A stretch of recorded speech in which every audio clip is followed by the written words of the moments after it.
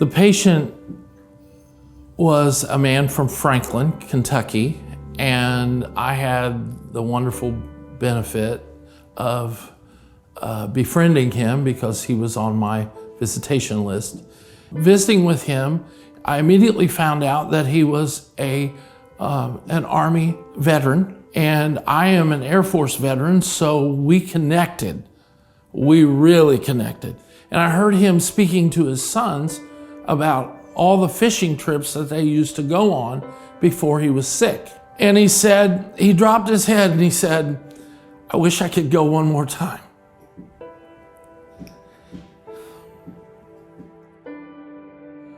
So it was just on my heart that day to ask him if I could take him fishing again. And I'm telling you, the joy that came into his heart and it was so clear on his face that maybe he could go fishing one more time. Got out there to the small lake, and I was able to get the wheelchair and all the equipment out, and I moved him over to the water. His first cast, he caught a really nice largemouth bass.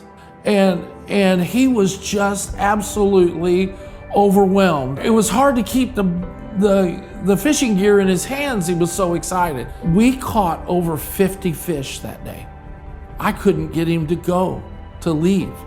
He was just so full that day. To be at the position that he's at physically and with his health being so debilitated, the idea that he could go out again and enjoy himself one more time. Miss May came into care with us, a very young woman, 33 years old with breast cancer. She was very, very sick.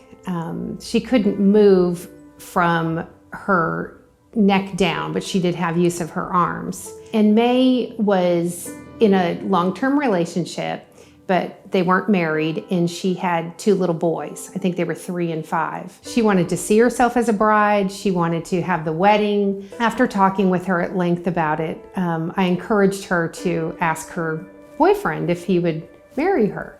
So she did, and she told me that he said yes. So I immediately went into action, telling our entire team that she had this dream, and everybody just jumped on board. Our nurse's aide actually cut the dress up the back, and we fit it around her perfectly so it looked like she was wearing the dress. And she had the full veil, all the jewelry. Of course, we found something borrowed, something blue. We had a cake donated. We had punch and coffee, little cookies, and her little boys came for the ceremony, and the chaplain did an amazing ceremony with the boys right there on her bed. After the ceremony, and all night long, she had a mirror. We gave her a big mirror, and she sat there and she looked at herself for hours and hours. I believe she was up all night, Facebooking, FaceTiming, showing off her wedding just like anyone else would. And in the planning and in the actual event, during that time, May didn't seem to be in so much pain. She was distracted in such a beautiful way that she was able to forget that she was sick and just be a bride, which is what she always wanted. And it wasn't just that the event, it was afterwards, talking about it, especially to the women. You know, we would go in, a few of us, and just have what we called girl time with Miss May. And it gave her some normalcy. It gave her a chance to have the experience that any young woman would want to have. Even though she was so sick, May lived her dream.